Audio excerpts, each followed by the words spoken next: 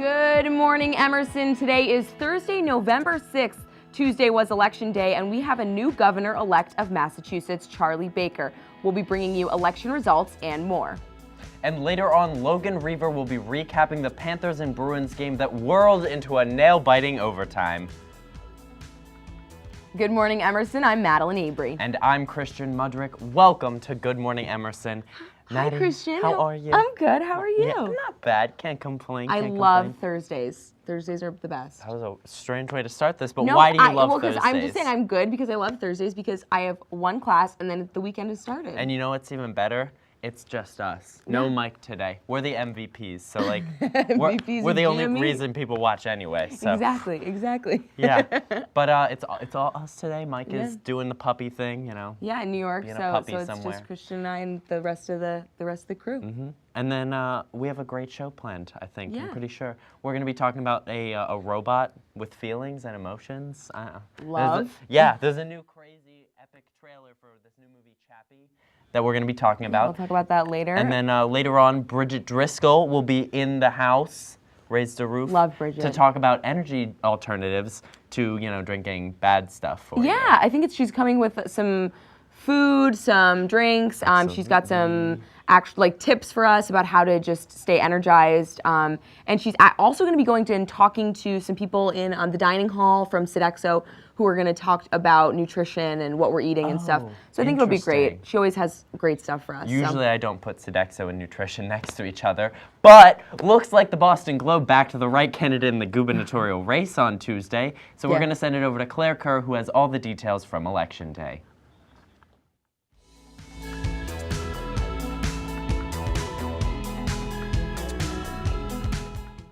Good morning, everyone. Let's get started with today's news.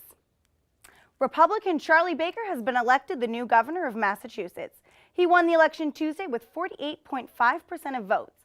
Close competitor Democrat Martha Coakley had 46.6% of votes. This was one of the closest gubernatorial races in recent state history. Baker has proposed many economic plans for Massachusetts, including the growth of small businesses, a minimum wage increase, and raising the earned income tax. Massachusetts legislation aims to raise minimum wage from $8 to $10.50 an hour by 2016. Governor-elect Baker says he is anxious to get started and hire a, quote, great administration. A mother is accused of throwing her 6-year-old autistic son off a bridge in Oregon. 34-year-old Jillian McCabe allegedly had a breakdown while caring for her son London on Monday and called 911 late that night.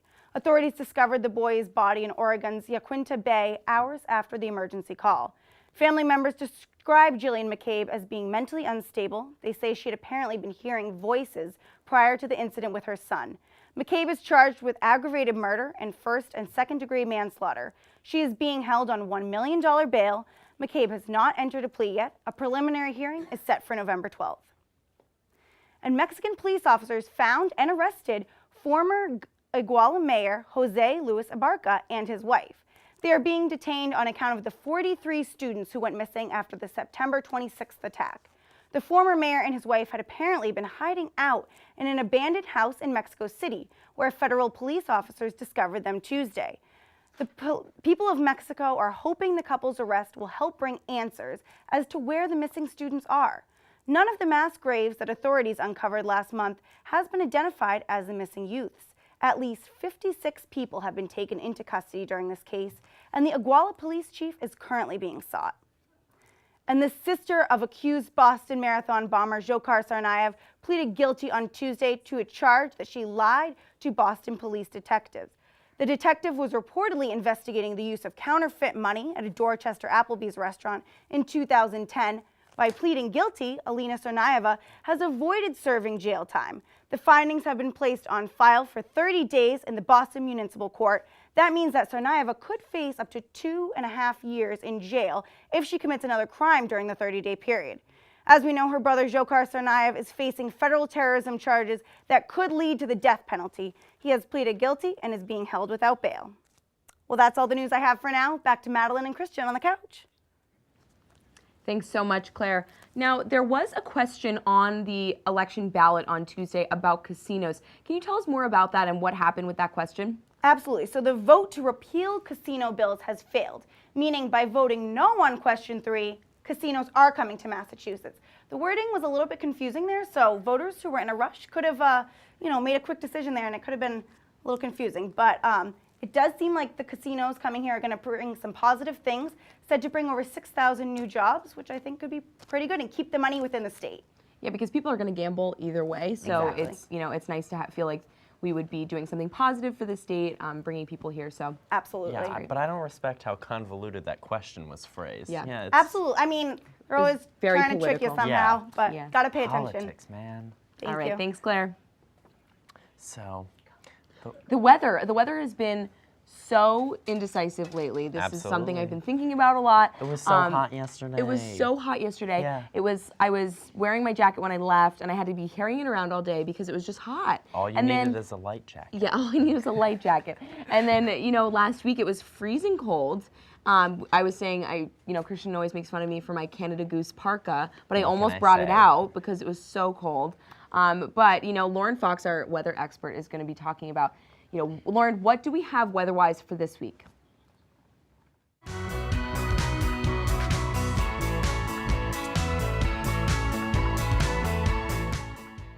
Thank you, Christian and Madeline. This week we've been seeing a lot more comfortable temperatures. Yesterday hit a high of 63 degrees, which was the last day in the 60s that we will see all week. Not to say it's all downhill from here, but I think it's time you get used to wearing that heavy winter coat. Today, there is an 80% chance of rain with an expected high of 53.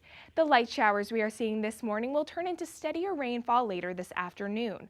Wind speed should stay within 5 miles per hour today, so your umbrella should protect you from the mainly vertical rainfall. Tonight, it will continue to rain with lows in the upper 40s. Watch out for wind gusts as they are expected to get up to 30 miles per hour. Though patchy fog is expected, you should be able to see tomorrow night's full moon clearly. Take a break from homework tonight and treat yourself to a spontaneous adventure. Tomorrow, you can blame any craziness on the full moon. Tomorrow, there will be a 50% chance of rain with an expected high of 52. That patchy fog from last night will stick around throughout the day, so there will be moisture in the air even when it's not raining. The wind should remain within 15 to 20 miles per hour, but we all know that even this can be brutal when you're walking down narrow city streets. The rest of our 5-day forecast is falling in line with this week's sunny to rainy pattern. Saturday will be the day to go out as clear, sunny skies are expected. The only catch is Saturday will also have this week's low of an expected high of 45 degrees. Sunday will be mostly cloudy with a 30% chance of showers and highs back in the lower 50s. Sunday's rain will dissipate to make way for a partly cloudy Monday with highs in the upper 40s. The temperature in New England is like a never-ending roller coaster. It's up, it's down, and although we might want to run away from it sometimes, we're stuck on this ride for the long haul. It's best to sit back, make the most of it, and prepare yourselves for a drop because you never know when it's coming. Enjoy your weekend, everyone, and I'll have more weather metaphors for you on Thursday. Back to you, Christian and Madeline. And what a wonderful weather metaphor that was. But I think what we're most concerned about, with winter approaching is the amount of snow that we're going to get here in Boston. So do you know or have any predictions for us as far as snow goes? Yes, the majority of our snow is going to happen in March, unfortunately, so it's going to be a long winter. We are expected to receive 15% more snow than our usual average of 44 inches. Great. The Can't West wait. Coast is winning out, though. They're not having as snowy of a winter as usual, so Perfect. typical New England. Well, yeah, you can break out the Canada Goose Yeah, finally, get my and parka out. it'll actually be appropriate this time. Yeah, and Lauren, I heard that most of the snow is going to be in March. Is that true? Yes, it is true. Wow. That's a shame. Well, thank you, Lauren. Thank you. Hey, Maddie. Yes. I have a quick cue for you. Yes. What do South Africa, Jean Valjean, and artificial intelligence all have in common? I have no idea. It's this great new movie, Chappie. Actually, I'm not really sure about the quality. It hasn't come out yet. But yeah, it's this new dystopian future robot sci-fi flick that could either be really amazing or really terrible, I feel like. Yeah. So I think we have a clip of the trailer. Let's go ahead and just take a look. This robot, he's got to be removed. He's just a kid. It could be the next step in evolution. I am consciousness. I I'm alive. I am Chappie. This robot has to be removed. I just feel like with this movie, it's just gonna be like Real Steel Part 2 with Hugh Jackman. You know what? The whole time I was watching the trailer, I was like, okay, so this is like every other robot, artificial intelligence movie I've ever seen. I mean, I'm excited about, I love Dev Patel. I love Hugh Jackman. I've actually met him. He's a lovely man. I had a huge crush, so that was amazing. But I'm interested to see him play the villainous role. Yeah. That's going to be interesting. I think it's interesting that he was making the robots in Real Steel, but now, he's playing the he's opposite role. against him. But apparently this movie's going to be different because Chappie, the robot, has feelings and a consciousness, and he's like alive and aware of everything that he's doing, which is going to somehow mend our relationship with robots. That was the director's vision, but we don't have robots. I know. I'm just a little tired of like the robot movies. I just think it's like it's been done. There's been, the robots are going to take over the world and destroy everything. Robots are great. We should really be like, I don't know. Yeah, how do I feel about robots? Yeah. I don't know. I don't know. But so apparently this Dev Patel actually makes the robot, and then the robot is kidnapped by two criminals who are played by D'Antwoord, which Yolandi and Ninja, who are this South African rap hip-hop group, and they're... Can't understand a word they say, ever. I love them, but, and I know our stage manager does too, but it's interesting because they usually play a very, like, grungy, dark, like, graphic, scary characters in all of their music videos, and they're making the transition to feature films, which is really odd, and I don't know, I'm really interested because in all of the like artwork that they've promoted for the movie, the robot is wearing like gold chains and like has a gun. So like we're gonna have like a really interesting mix of like this criminal human robot. I think it could be really interesting and really good if done correctly. I guess we'll have to see, We'll have to wait and see. But we're going to take a quick break. When we come back, we'll have some sassy sports with Logan Reaver and entertainment gossip with Maggie Morlath. You're not going to want to miss it. Welcome back. Now we're going to send it over to sassy Logan Reaver, who's going to describe for us how that little pucky thing slid into that net, which caused the Boston Bears to win. Logan, please take over.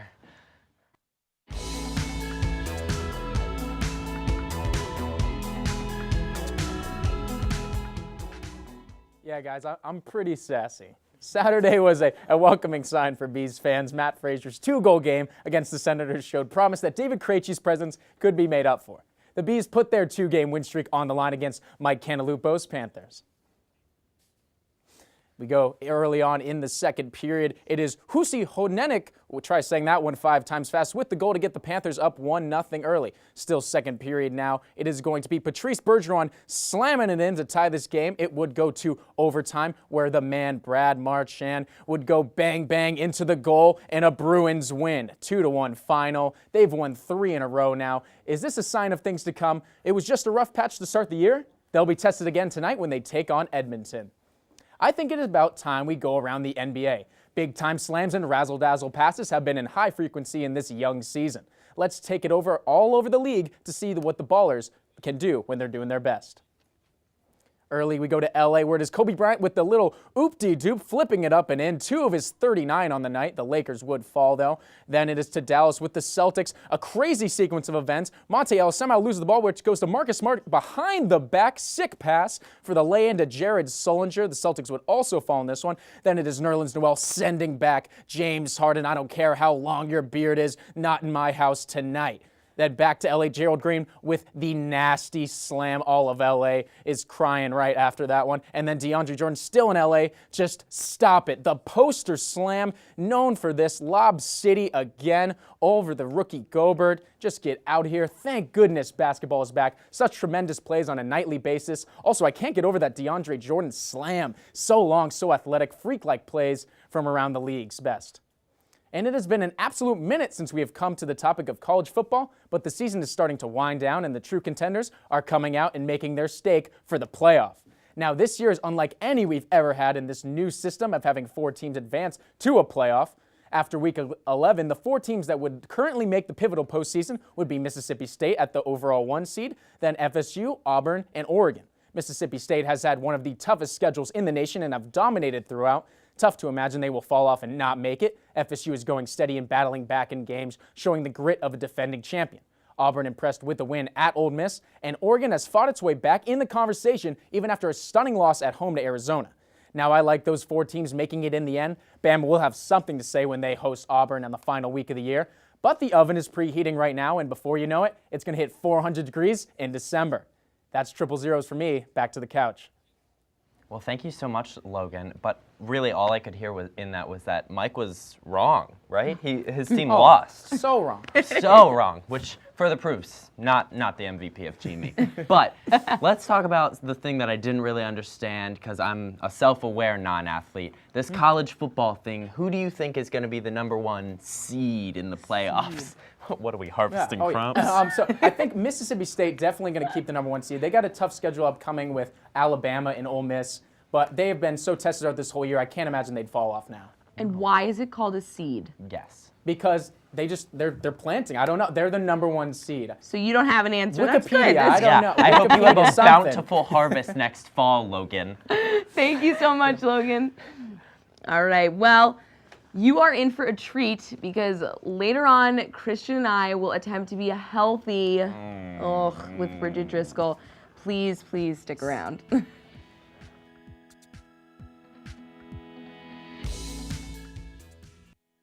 Welcome back. Have you ever wanted to shake it off out of the woods? Well, me neither. But if you ever have, Taylor Swift has just shattered your chances and dreams. Now over to Magsmo with all you need to know.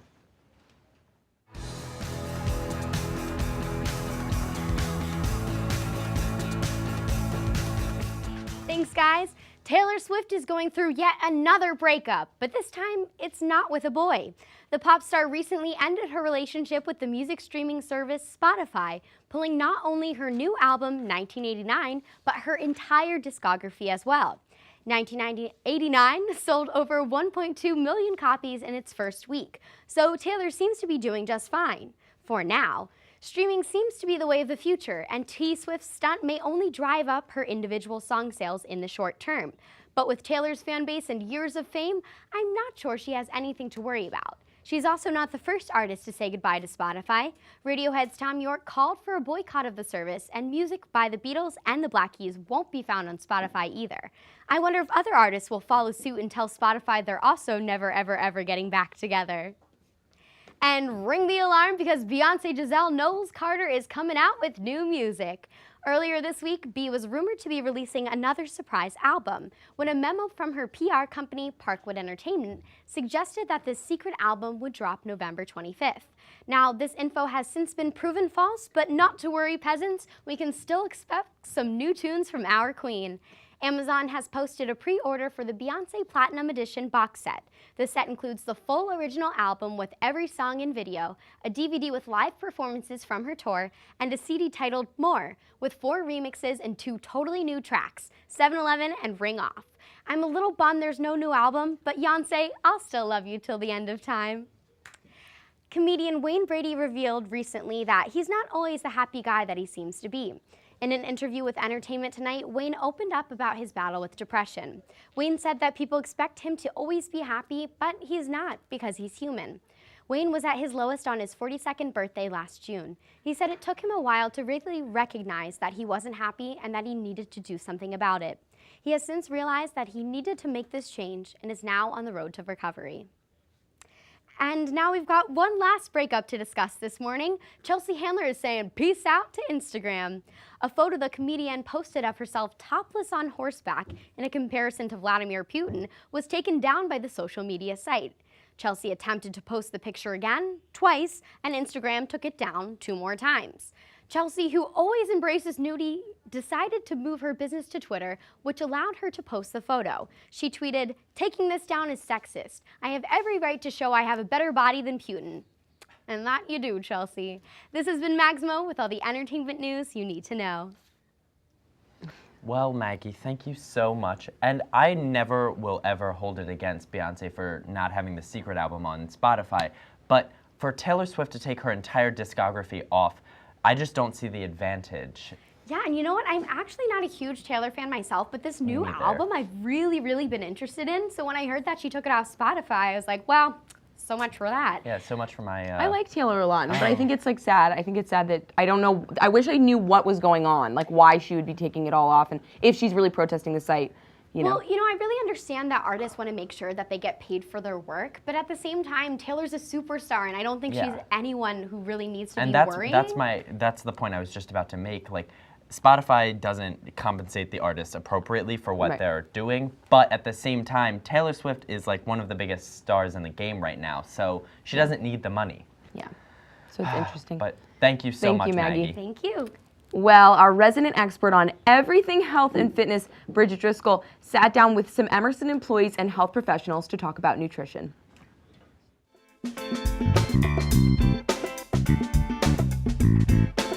So good morning and welcome to the Emerson College Dining Hall. My name is Bridget Driscoll and I'm here with the Sodexo General Manager, Steve Canario. In terms of the 2014-2015 academic year, like what things do you want to incorporate into Sodexo and into dining here at Emerson?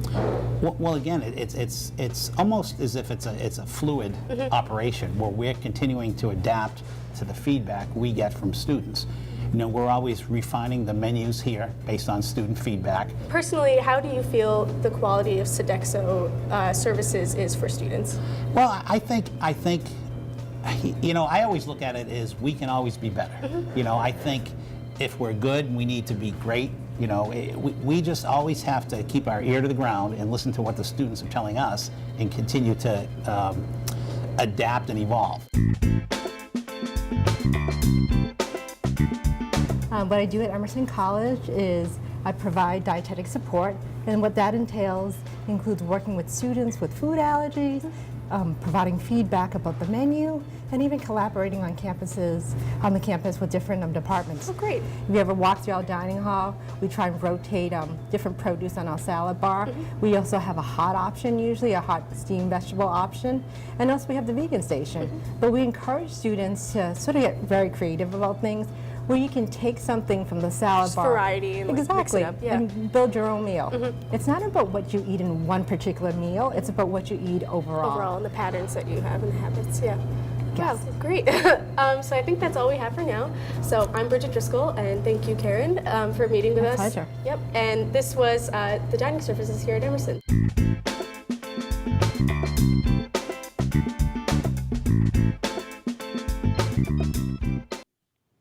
Well, we have Bridget in studio today to talk to us about some energy initiatives.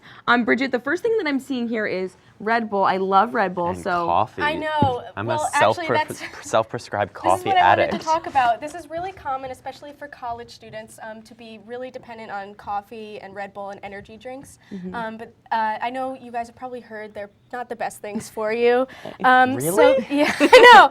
So the thing about Red Bull, especially, and 5 Hour Energy and things like that, is that they're so concentrated and they have so many different ingredients in them that your body can't process them all at once. So they really affect your blood sugar levels and will actually end up making you more tired, especially if you consume them regularly. Oh, no. Yeah. Darn. So I have some healthy energy alternatives that you guys can try out. So the first thing that I have is just an assortment of like hazelnuts, cashews, and almonds. And these contain a really important ingredient called magnesium. And magnesium works in conjunction with like calcium and helps to produce more red blood cells within your bones. And this will further oxygen Oxygenized your blood. Yeah, and it will increase your energy, make you feel more alert. The next thing I have is Raisin Bran cereal, and this also goes for all whole grain foods and things like that, because whole grains contain complex carbohydrates, which really sustain energy as opposed to, refined sugars that you'll find in soft drinks. Yeah, I'm lacking Other in some cereals. Yeah, I'm lacking in some energy this morning because I haven't eaten breakfast. I know that's bad. I normally do.